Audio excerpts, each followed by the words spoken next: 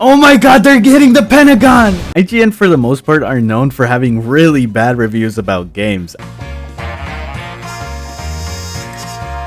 I think they forgot to put too much water on this review. All bad reviews aside, the Mario and Luigi series has always been special to me, considering I grew up on the original Superstar Saga game. I still have this game on me and I play from time to time too. What made this game so special to me was the replayability aspect of it. After how many years this game has been going, it's crazy it still holds up. Especially Bowser's Inside Story. That game is honestly peak Mario and Luigi game. But after playing the new Brothership, I think IGN is right about some of the problems it has, sadly. I mean, I wouldn't give it a rating of 5. That's way too low of a number to be giving it to a Mario and Luigi game. But before I start getting hate for agreeing with IGN out of all video game critics, I want to say that there are two different types of Mario and Luigi games. The ones made by Alpha Dream and the only one created by Acquire. I feel like I need to make the distinction between the developers because it honestly plays differently from one another. Also, Alpha Dream just made better battle music. I came in playing Brothership comparing it to the old games, and that was a huge mistake. Like most people and even IGN, everyone was expecting a game to be at the same level as Bowser's Inside Story or Dream Team, holding it to a higher standard. And I'm here to tell you, this is not even close to being good as the previous games. I'm gonna list all the points IGN made about Brothership and go through them while talking about some of the stuff I found that made the game not as great as it should have been. There will be spoilers ahead, so if you want to play the game, go for it. This review might change your view on it or not. I'm really bad at convincing people. IGN's points were: the gameplay and story is handed to the player rather than making the player figure out how it works. Luigi is an NPC with a bad mechanic called Luigi Logic. And for last is the combat mechanics such as battle plugs getting stale as the game progresses. IGN has always been garbage at analyzing why the game is built like how it is. Yes, I'm looking at you, Logan Plant, but he is completely right about there being too much dialogue. If only he took account that Alpha Dream's vision of Mario and Luigi consisted of world exploration, while Acquire is more hub world exploration, similar to the older Mario games. Of course, there's gonna be an insane amount of dialogue since it takes like 20 to 40 minutes to complete an island, and it being turn-based RPG makes it even worse, since we all know that genre is cluttered with a damn load of dialogue and story. I don't have a problem with hub world type of games, but the way Brothership structured their islands felt like there is non-stop dialogue after dialogue, making the first half of the game unbearable and boring. The islands are just way too small for there to basically have a novel in front of your face. If I were to compare it to Mario RPG or even Persona 3 Reload, they have a lot of text that I have to scroll through, but it has a good amount of downtime in between interactions, making the story interesting and engaging rather than constantly pressing A to get it over with. This was one of the reasons as to why I was so close to dropping the game altogether. The other reason is the combat, but I'll talk about that later. As far as the story goes, I don't know where IGN gets that it constantly reminds you of the story of connecting lighthouses to Concordia when it only tells you like 2 times in the whole game, and when you talk to the NPC in any island you first arrive, only brings it up in one speech bubble and that's it. Did they play the same game I did? It didn't really bother me when they would bring it up, since it would make sense they would be surprised some random ass men in overalls they've never seen before is connecting their island.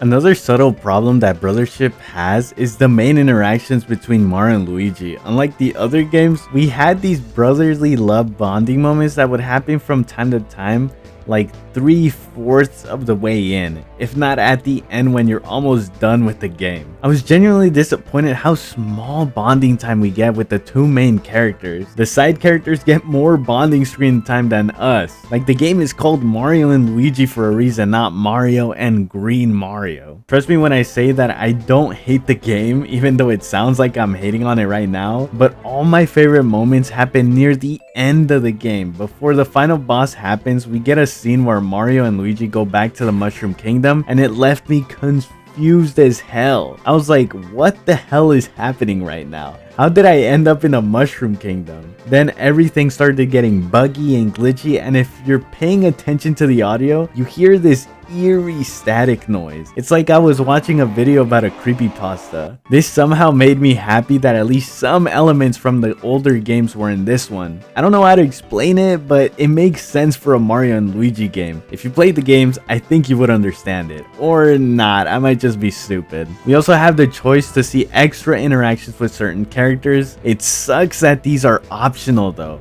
It feels like these are pretty important rather than skipping them completely. I want to check up on my buddy Bowser and see how he's doing. Bowser is my day one. IGN makes it seem as if side quests take an hour long to complete when it doesn't. Max it takes is 15 minutes or less. Fetch quests can be annoying, and for some reason there's a lot of them in this game, but again, it takes like one trip to another island and you're done. No biggie. Now when it comes to Luigi being an NPC, I have to disagree. He is not an NPC. This dude is a Pikmin. Did they import code from Pikmin to this game and call it a day? This takes the whole identity of Mario and Luigi away. Controlling both of them and switching between them gave them the personality and... Wait, why can't I press B? Hello, I'm pressing B. I'm smashing B! At first, I was being nitpicky about not being able to press the B button since my brain was locked in old Mario and Luigi button pressing. Anyways, yeah, Luigi is just there to follow Mario around, commanding him like a little Pikmin. The only time you switch to Luigi is when you choose for him to get kidnapped instead of Princess Peach. Mind you, that is only if you do choose this route. The game gets slightly harder, which is really cool that they let you do that. Brothership's way of making Luigi useful is having that Luigi logic mechanic. I guess that's the gimmick of the game, since most of the time it would be someone else teaching the brothers a special move. Whenever there's a sneaky section, Luigi does everything for you. No need to move him or command him. He just walks there by himself. Like I said before, I feel like this game took away what made Mario and Luigi game a Mario and Luigi game. The ability to move both brothers made me feel like I was actually them. Same thing with Bowser's Inside Story. Playing Bowser was something special. It made me feel like a badass punching anybody who stands in my way. I hope the next game they make brings back that aspect of having to switch between Mario and Luigi and giving them different movesets. I'll take the Pikmin Luigi, but at least give me the option to switch. After playing for a few good hours, I understood why they did the Pikmin Luigi. Brothership would not work if they kept it traditional where the puzzles revolved around jumping individually. This was a semi-good change because if you think about it, the game gets limited and focused more on how it would work having platforms specifically for individual jumping rather than have gameplay work around platforms. As you can see by this ice level, having Luigi press a button while controlling Mario and try to solve it was pretty fun. I just wish they would add more of this or somehow make it a tad better. Luigi logic gave Luigi a way to express himself, and I'm always here to support my boy Luigi. I never had a problem with Luigi having a 1000 IQ brain to figure out how to proceed to the next section. Near the end of the story, we get to see why Luigi logic is important. He single-handedly thought of the best way to defeat the boss. Luigi is him. Also, look at how much damage he does with the bros attack. It's insane. Finally, I can talk about the combat system in the game. I will keep this 100% and say that the combat is really bad in the beginning. Just like the story, it takes forever to pick up and be good. The only time I had most fun in the game would be halfway through the story. I feel like I've said this too many times, but it's true. The battle plugs is a new mechanic for this game and I love it. It doesn't take away from the combat itself. It makes it where you can have different combinations with multiple plugs. Even with the plugs like fire and ice or the stagger one, it still isn't a guaranteed debuff for the enemy. And it's not like you can keep using them forever. There are charges to them, and once it runs out, you have to wait until it's back up. It's an amazing way to make the combat more engaging than spamming the hell out of the bros attack. Majority of the attack plug needs an auto attack to activate, which is another reason to give players a way to strategize their attacks, especially during secret bosses. These bosses made me want to rip my dick out by how annoying and hard they are. Sucks that they are a copy paste of the main bosses, but it's still fun and challenging. Level progression is fluid fluid, leaving a little room for players to think that the game is in normal difficulty than the baby turn-based Mario RPG. I'm still mad that they made this game incredibly easier than the original SNES, by the way. I will never let that down. Anyways, Luigi logic returns to the boss battles, where Luigi finds a way to stun the boss by being Luigi. Mario has to follow up what Luigi is doing by